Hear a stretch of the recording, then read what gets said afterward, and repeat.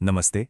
चलिए एक कल्पना करते हैं, एक ऐसे भारत की जहां खंडरों को सिर्फ सहेज कर नहीं रखा जाता, बल्कि उन्हें उनके पुराने गौरव में उनकी पूरी शानो शौकत के साथ फिर से जिंदा किया जाता है। आज हम एक ऐसे ही कह सकते हैं एक बहुत ही साहसिक दस्तावेज को समझने की कोशिश करेंगे। ये एक तरह का मैनिफेस्टो है, एक सभ्यता के पुनरुत्थान का पूरा ब्लूप्रिंट। और जानते हैं, इस पूरे मैनिफेस्टो का जो दिल है, जो इसकी आत्मा है, वो बस इस एक लाइन में छिपी है। खंडरों का संरक्षण नहीं, गौरव का पुनर्निर्माण। मतलब साफ है, बात सिर्फ टूटी फूटी दीवारों को बचाने की नहीं है, बल्कि उस खोई हुई शान, उस आत्मविश्वास को फिर से खड़ा करने की है। तो ठीक है, चलिए फिर इस बड़े प्लान की एक एक परत को खोल कर देखते हैं। हम इसे 5 हिस्सों में समझेंगे। सबसे पहले ये देखेंगे कि ये मैनिफेस्टो अन्याय की जड़ें कहाँ बताता है। फिर गौरव के पुनर्निर्माण का विजन क्या है, उसको जानेंगे। इसके बाद वो कौन सी प्राचीन इंजीनियरिंग है जो ये सब मुमकिन बनाएगी, उस पर बात करेंगे। और हाँ, सबसे बड़ा सवाल 40 साल तक पैसा कहाँ से आएगा, ये भी देखेंगे। और आखिर में इसके लिए हम नागरिकों से किस नए स्टैंडर्ड की उम्मीद की जाएगी, उसे भी समझेंगे। देखिए, कोई भी बड़ा बदलाव जब होता है तो उसकी शुरुआत एक गहरी पड़ताल से होती है ना? ये घोषणा पत्र भी अपनी बात वहीं से शुरू करता है, जिसे वो कहता है संस्थागत पक्षपात और ऐतिहासिक अन्याय। और ये जोर देकर कहता है कि इन गलतियों को सुधारना ही होगा। अब ये मैनिफेस्टो एक बहुत ही तीखा सवाल उठाता है न्याय के दोहरे मापदंड पर। इसे वो कहता है सिलेक्टिव साइलेंस या चयनात्मक चुप्पी। तर्क ये दिया गया है कि जब आसाराम या राम रहीम जैसे मामलों में कोई एक्शन होता है तो पूरा सिस्टम मानो जश्न मनाता है, लेकिन दूसरी तरफ जब 1992 के अजमेर कांड जैसे मामले सामने आते हैं, जिसमें कथित तौर पर बड़े बड़े प्रभावशाली लोग शामिल थे, तो उसे एक छोटी मोटी घटना बताकर दबा दिया जाता है। तो इस ऐतिहासिक अन्याय को ठीक करने के रास्ते में सबसे बड़ी कानूनी रुकावट क्या है? ये दस्तावेज सीधे सीधे 1991 के प्लेसेस ऑफ वर्शिप एक्ट की तरफ इशारा करता है। इसका तर्क ये है कि ये कानून उन आक्रमणकारियों द्वारा किए गए अन्यायों को आज भी कानूनी तौर पर प्रोटेक्ट करता है, जिससे पुनर्निर्माण का कोई भी रास्ता बंद हो जाता है। तो सवाल उठता है कि ये कानून हमारे संविधान के किन बेसिक प्रिंसिपल्स के खिलाफ है। घोषणा पत्र का दावा है कि ये 3 बड़े आर्टिकल्स का उल्लंघन करता है। आर्टिकल 14 जो कहता है कि कानून के सामने सब बराबर हैं, आर्टिकल 15 जो किसी भी तरह के भेदभाव पर रोक लगाता है, और आर्टिकल 25 जो हम सबको अपने धर्म की आज़ादी का अधिकार देता है। तो ठीक है, प्रॉब्लम तो समझ ली, लेकिन इसका सॉल्यूशन क्या है? यहां पर यह मैनिफेस्टो एक कह सकते हैं एक बिल्कुल क्रांतिकारी बदलाव का प्रस्ताव रखता है। वो कहता है अब खंडरों पर मरहम पट्टी का काम बंद हो, अब होगा उनके गौरव का पूरा पुनर्निर्माण। और इसका सबसे बड़ा, सबसे पावरफुल उदाहरण क्या होगा? नालंदा विश्वविद्यालय जैसे प्राचीन ज्ञान के केंद्रों का फिर से निर्माण। लेकिन सुनिए, सिर्फ एक खंडर के तौर पर नहीं जैसा हम आज देखते हैं, नहीं, बल्कि एक जीती जागती पूरी तरह से फंक्शनल संस्था के रूप में। ये सिर्फ बिल्डिंग बनाना नहीं है, ये एक तरह से मानसिक गुलामी से आज़ादी का एक बहुत बड़ा सिंबल है। अब आप सोच रहे होंगे, क्या आज की मॉडर्न टेक्नोलॉजी के बिना ये सब मुमकिन है? मैनिफेस्टो कहता है बिल्कुल हाँ, और इसके लिए वो हमें वापस हमारी जड़ों की ओर ले जाता है।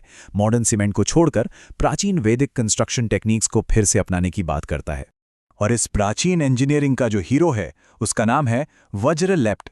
जरा सोचिए, चूना, गुड़ और कुछ ऑर्गेनिक चीजों से बना एक ऐसा वैदिक कंक्रीट जो पत्थरों को 2000 साल से भी ज्यादा समय तक मजबूती से जोड़े रख सकता है। और आज का हमारा मॉडर्न सीमेंट, उसकी उम्र 100 साल भी नहीं है इसके सामने। और जानते हैं इसकी सबसे खूबसूरत बात क्या है? इसकी सादगी। ये पूरी तरह से नेचुरल ऑर्गेनिक चीजों से बनता है।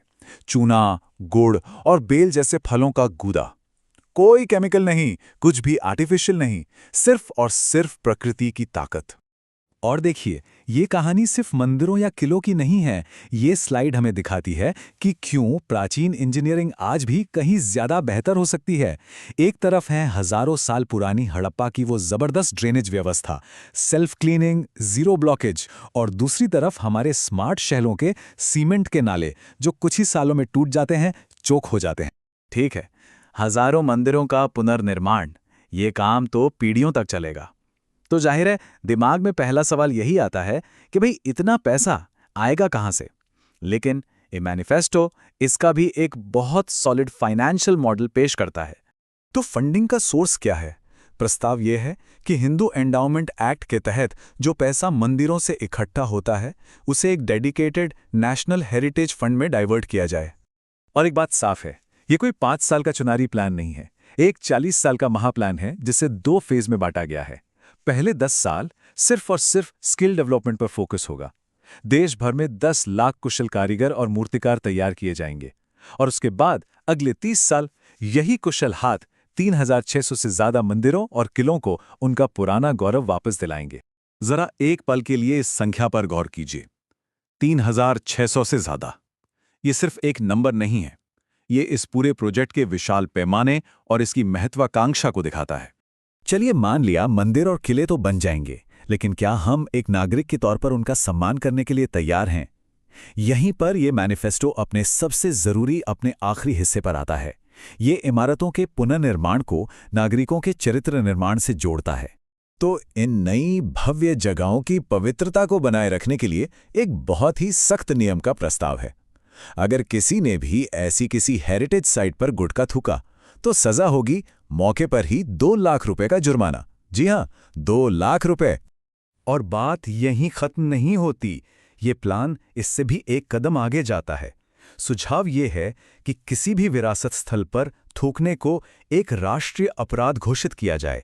इसमें भारी जुर्माने के साथ साथ आपको जाकर सामुदायिक सेवा भी करनी पड़ेगी।